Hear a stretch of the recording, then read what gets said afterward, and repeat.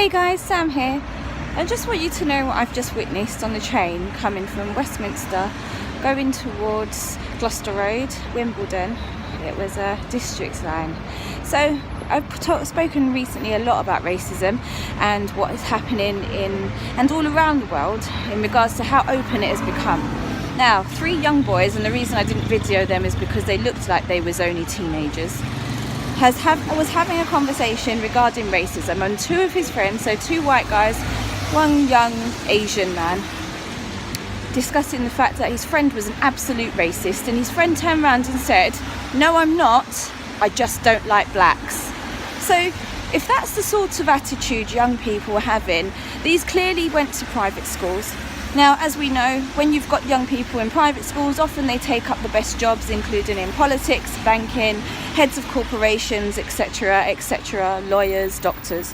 Now imagine, as he goes through his career, when a young black person comes to him with the academics or the credentials to be able to be taking the job, or if he's in a position where he might be helping someone, like being a doctor or a lawyer, what's he going to do when a young black person comes? Is he going to give him the same attention, or is he going to hold that racist view? This is where the ingrained racism within society happens, and it's invisible and we don't see much of it, but now we do. Ever since Brexit, it's almost been like it's acceptable to be racist, and I'm telling you, I don't care if you don't like if you're okay with everybody else but just don't like blacks, that means you are a fucking racist. Now get over it. Now you start educating yourself and grow up. So yesterday I made quite an emotional video after getting off the train about a conversation I'd overheard with 3 young boys who had come from a private school and was on the train discussing the fact that one of them was racist, and the boy was in denial about his racism, is the best way I can explain it, because his answer was, "No, I'm not, I just don't like blacks." And there is a problem with that, and it is perpetuated within society, because what I've realised is people that don't spend a lot of time with a large amount of black people so that they can gauge a difference are only fed what they're fed from the media. So that is their whole conception of what black people are about. And it doesn't matter how many times you put us in films and things like that. It doesn't mean that people accept us. It just means people know that we're around. And, you know, you even hear the arguments, yeah, but they don't have that. There's not that many of them, so why are they on so many things?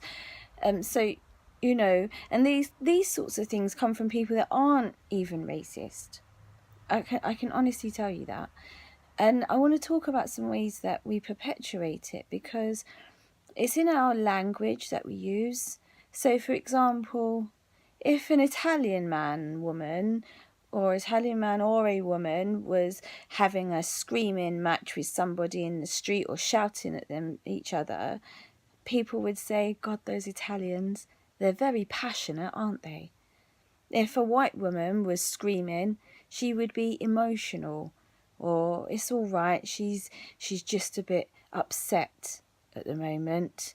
But when a black person does it, we're automatically aggressive. When you see a black person screaming, "Oh God, they're aggressive." A black woman, when she screams, "Oh my God, she's such an aggressive woman." It happens in workplaces, it happens within society. And these are small things that we do, even non-racists do it. And some of them, it's only when it's pointed out the difference that they actually notice it. Or some people would turn around and say, "Oh, well, I've not heard that." But we hear it because it's directed at us.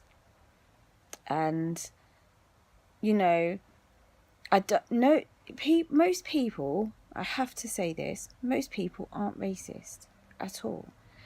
But as I said, it's the fact that the language kind of holds that. So if you don't recognise the language that you're using perpetuates the stereotype of an aggressive black woman and a passionate Italian and an emotional white woman, then, you know, you're never going to understand what we see What is it we see and hear all around us?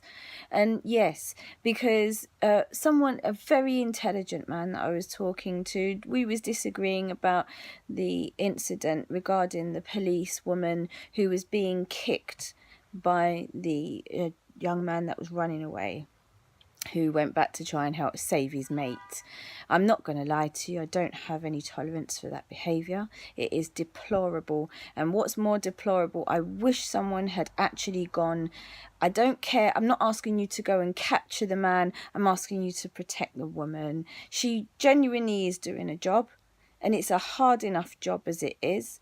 But my problem is, why the media show one of those, but they don't show the 20 of the aggressive policemen who 6 of them is detaining one single black man, you know, for a traffic stop. And because he's dared to ask, what have I done? What are you stopping me for? He's being ignored. He's not being told what he's been stopped for, which is illegal. They're supposed to tell you what you're being stopped and detained for. You know, they're not living up to what they are supposed to be doing too, is all I'm saying. I am not saying it's acceptable, but what I'm saying to you is we do have a community of young black men who are afraid, because even if they've committed a crime, smoking a spliff is an £80 fine and then an arrestable offence after that, okay? But even if you're being arrested for a spliff, you're not resisting. You don't deserve to get kicked and pepper sprayed in the face, and deliberately pepper sprayed in the face, because I have a video of where the young man is begging, please, I can't take it, and the policeman just literally turns his face around and pepper sprays him straight in the eyes. Ask yourself, is that acceptable? And ask yourself, if you saw every single one of those videos, because you have to understand, these young people, they don't want to go to, they won't go to the police to complain about the police's behaviour, because it is noted in history that it's just ignored and nothing is done about it. So you've got angry young people that are fearful. So think about that. Angry young people that are also fearful.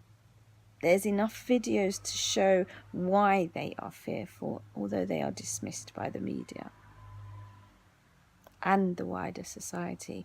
Because if the media don't show it to you, and you're not on these Instagram pages, which are quite urban and are shared amongst quite a small community, and it's usually shared within the black community. So it shows why we should be fearful. But it's not shown to the white community and outside maybe Asian communities. It's not shown to the people who matter, who are in power. Or they know about it and they just ignore it, which is worse. I don't know which is worse, actually. I think they're both, because it creates ignorance, and that means you're not serving your communities. But racism is very much alive and kicking, and while it may not be police dogs and cannons and what it used to be in the 80s, it is still bad enough. And you do need to know about it to be able to judge us for the things that we do, or the fears and how we react. And as I said, I don't condone violence. I never have, and I never will. But I will end on this point. If you've got angry, fearful young people, they are more likely to rebel. Have a good day.